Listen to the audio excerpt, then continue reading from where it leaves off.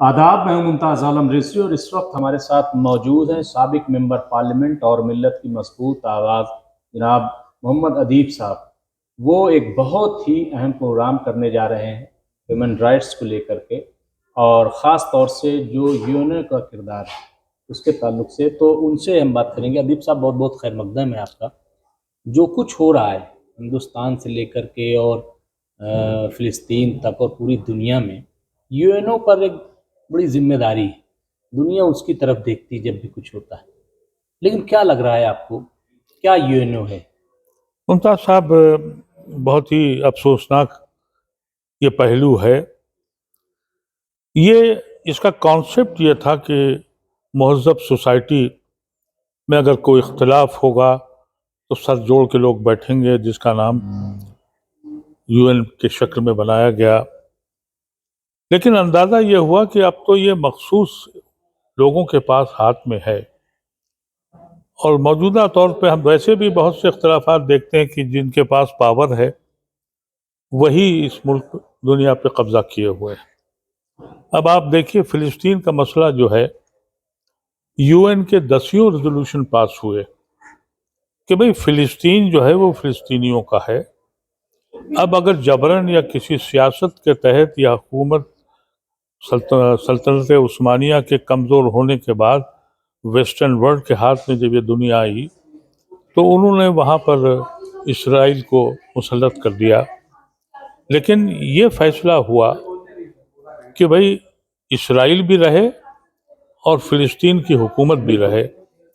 یاسر عرفات نے جو تحریک چلائی تھی اس کا امریکہ کے ساتھ ایک ایگریمنٹ ہوا اور آسلو ایکارڈ بنا، جس میں یہ کہا گیا کہ بھئی فلسطین کا یہ علاقہ ہے، یہاں فلسطین کی حکومت ہوگی، یہاں اسرائیل کی حکومت ہوگی۔ لیکن آج 26 سال ہو گئے، وہ علاقہ جو فلسطین کا علاقہ تھا اس پہ اسرائیل روز قبضہ کرتا رہا، اور قبضہ کر کے وہاں ناجائز طور پر سیٹلمنٹ بناتا رہا، ڈے بائی ڈے بڑھتا ہی چلا گیا۔ اب اس میں سے ایک طبقہ ایسا تھا جس کو یہ احساس ہوا کہ بھئی ہمارا حق ہم کو نہیں دیا جا رہا۔ ویسٹرن ورلڈ نے اس کو یہ کہہ کے کہ یہ آتنکوادی ہیں، یہ گروہ بند لوگ ہیں اور خطرناک لوگ ہیں، ان کو الگ کر دیا تھا۔ اب جو جنگ ہو رہی ہے، اس جنگ میں دنیا نے کبھی معصوم اتنے بچوں کو مرتے نہیں دیکھا۔ آئٹم بم کے سے زیادہ بارود اس چھوٹے سے علاقے میں ڈالا گیا۔ دنیا خاموش ہے، لوگ بول نہیں رہے۔ ہندوستان میں بھی اسی طرح کے واقعات ہوتے چلے جا رہے ہیں۔ جی، دنیا کے ہر حصے میں جو اکثریت ہے وہ اقلیت کے ساتھ جو رویہ اختیار کرتی ہے اس پہ کوئی بولنے والا نہیں ہے۔ میں سمجھتا ہوں کہ جب یہ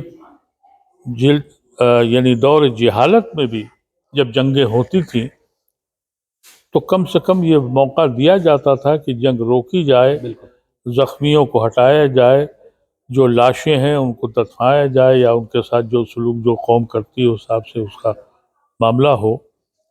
لیکن یہاں تو کچھ نہیں ہو رہا ہے۔ اسی پہ ہم لوگوں نے، ہماری ایک تنظیم ہے Indian Muslim for civil rights, اس پہ ہم لوگوں نے سوچا کہ کیوں نہ وہ دانشور، وہ حضرات جو ان کے دل میں ابھی درد اٹھتا ہے، جو انسانیت کو بلیو کرتے ہیں، ان کو بلایا جائے، کم سے کم یہ احساس دلایا جائے کہ ہم لوگ ظالم کے ساتھ نہیں، مظلوم کے ساتھ ہیں۔ تو اس میں ہم جتنے بھی دانشور حضرات ہیں، ہیومن رائٹس ایکٹیوسٹ ہیں، سوشل ایکٹیوسٹ ہیں، پولیٹیکل پارٹیز کے وہ لوگ جو سمجھتے ہیں کہ وہاں ظلم ہو رہا ہے، ان کو بھی ہم بلا رہے ہیں۔ اور ہم یہ چاہتے ہیں کہ یہ پیغام کم سے کم ہندوستان سے، کیونکہ ہندوستان کی پہچان دنیا میں گاندھی نے کرائی، بالکل، اور یہ گاندھی کا ملک ہے۔ گاندھی وہ شخص ہے جس نے دنیا میں ایک انقلاب پیدا کیا تھا کہ ہم نان وائلنس کے تحت اپنے حقوق کو حاصل کریں گے۔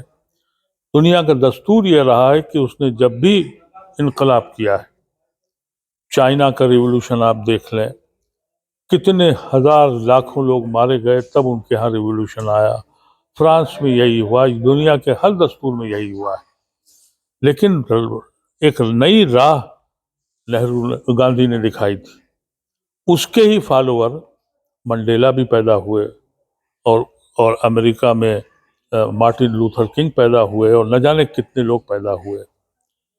तो इस जमीन पर हिंदुस्तान में भी जो हमारा तसव्वुर है उसको हम यहाँ लाना चाहते हैं, और इसी वजह से हमने 12 दिसंबर को एक आधे दिन का एक सेमिनार रखा है कि नॉन वायलेंस के तहत हम मजलूमों की कैसे मदद कर सकते हैं, और मजलूमों के साथ जो मजालिम कर रहे हैं उनके हाथ को कैसे रोका जाए। ये बिल्कुल सही है आप जो कर रहे हैं अदीब भाई, और जाहिर है कि होना भी चाहिए, लेकिन इसमें क्या करेंगे, क्योंकि इतनी बड़ी बड़ी ऑर्गेनाइजेशन, इंटरनेशनल ऑर्गेनाइजेशन है, अक़वाम मुत्तहिदा से लेकर के और तमाम ऑर्गेनाइजेशन है। आप देखिए कि पिछले 50 दिन और उसके बाद फिर ये 2 दिन में करीब 1000 से ज़्यादा लोग मासूम जो है मार दिए गए, लेकिन सिर्फ अपील होती है। तो आप क्या इनको आईना दिखाएंगे या बुला करके क्या इनके पास कोई रेजोल्यूशन दे नहीं, देंगे, क्या इसका क्या है? बिल्कुल आपने सही फरमाया।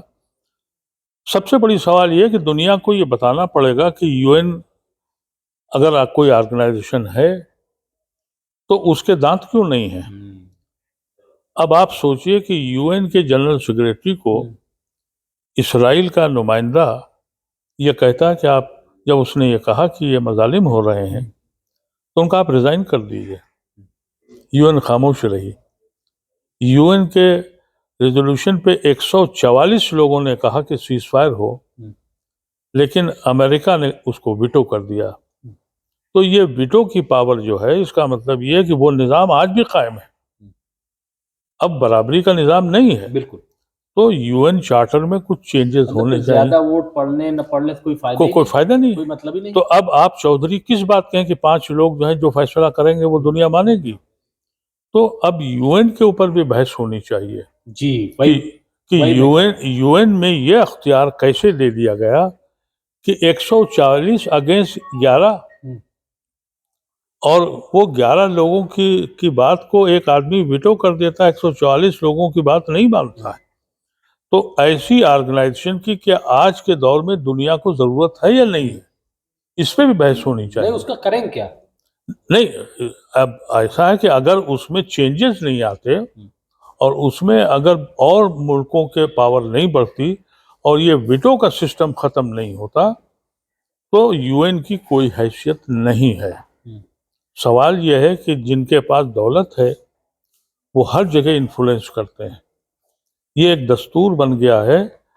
और मैं समझता हूँ कि हम जो बढ़ते जा रहे हैं, ह्यूमन राइट्स की हम बातें तो करते हैं लेकिन उस पर अमल करने को हम बिल्कुल तैयार नहीं है। हम समझते हैं कि इससे पहले शायद जब दौर जिहालत था तो इतने मजालिम नहीं होते थे, दुश्मन से लड़ाई होती थी लेकिन उसके भी कुछ कवायद थे, उसूल थे, जंगी उसूल थे।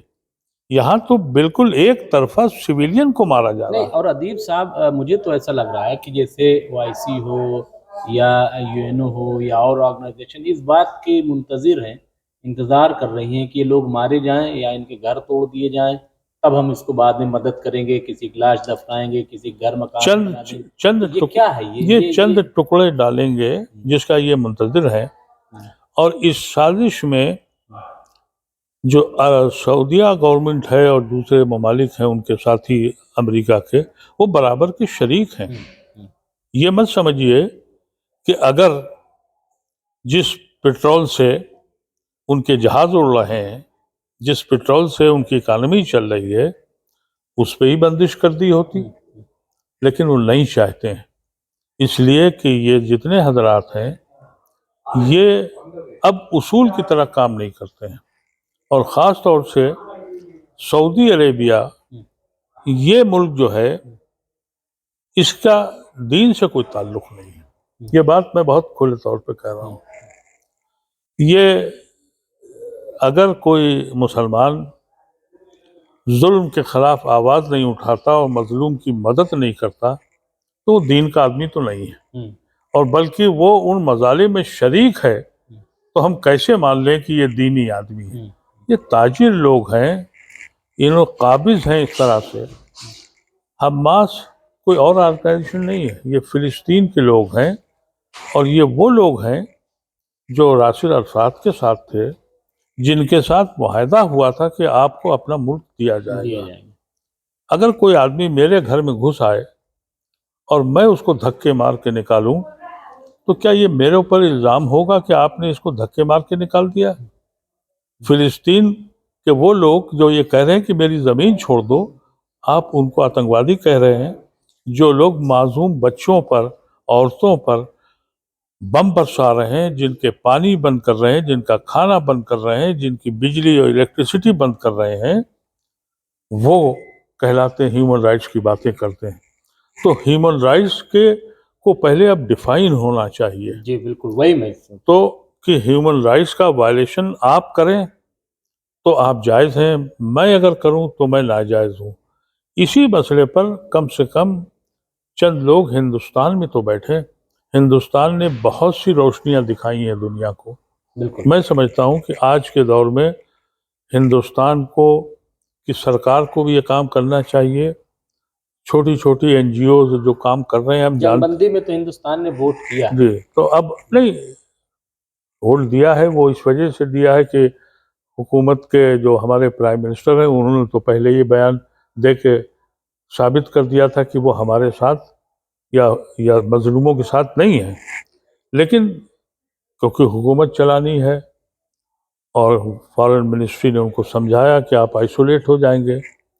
سب سے زیادہ حیرت انگیز بات یہ ہے کہ جہاں جہاں بھی جلوس نکل رہے ہیں، جہاں جہاں بھی احتجاج ہو رہا ہے، وہ مسلم ممالک نہیں ہیں، بالکل وہ اسرائیل کے قریب ترین لوگوں میں سے تھے۔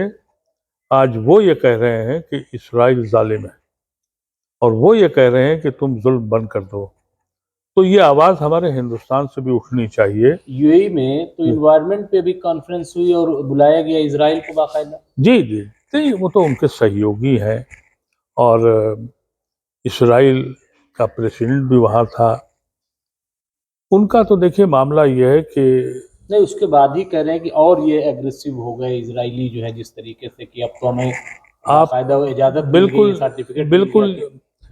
یعنی آج دنیا میں اس پہ کلائمیٹ پہ کانفرنس ہو رہی ہے، اور دنیا اس کے لیے تیار نہیں ہے کہ قتل عام ہو رہا ہے، اتنے بچے، اتنے معصوم ورلڈ وار میں بھی نہیں مارے گئے، وہی اس پہ کوئی کانفرنس نہیں ہو رہی ہے، اس پہ بیٹھک نہیں ہو رہی ہے۔ تو یہ حیرت انگیز چیزیں ہیں۔ ہم لوگوں کی آرگنائزیشن ایک چھوٹی سی آرگنائزیشن ہے، ہم سمجھتے ہیں کہ اگر ہم 50، 100، 200 لوگوں کے دلوں میں بھی یہ احساس دلا دیں کہ انسان اور جانور میں فرق کیا ہے، جس کے سینے میں درد اٹھتا ہو ظالم کے ظلم کو دیکھ کر، اور مظلوم کی بربادی کو دیکھ کے جس کے سینے میں جنبش ہوتی ہو، وہ انسان کہلاتا ہے، اور جس کے سینے میں درد نہیں اٹھتا وہ جانور ہوتا ہے، وحشی ہوتا ہے۔ تو ان وحشیوں کو انسان بنانے کے لیے یہ ایک تھوڑی سی کوشش ہے۔ بہت بہت شکریہ ادیب صاحب۔ اور تو یہ تھے محمد ادیب صاحب، جو کہ 12 دسمبر کو انڈیا اسلامک کلچر سینٹر میں ایک بڑی کانفرنس، ایک سیمینار کر رہے ہیں، اور اس میں بڑی اہم شخصیات آئیں گی۔ آپ نے دیکھا کہ یہ کس مقصد کے لیے کانفرنس کی جائے گی۔ بہرحال محمد ادیب صاحب کو امید ہے، ہم سب کو امید ہے کہ اس میں زیادہ سے زیادہ لوگ شریک ہوں گے۔ بہت بہت شکریہ۔ ٹھیک،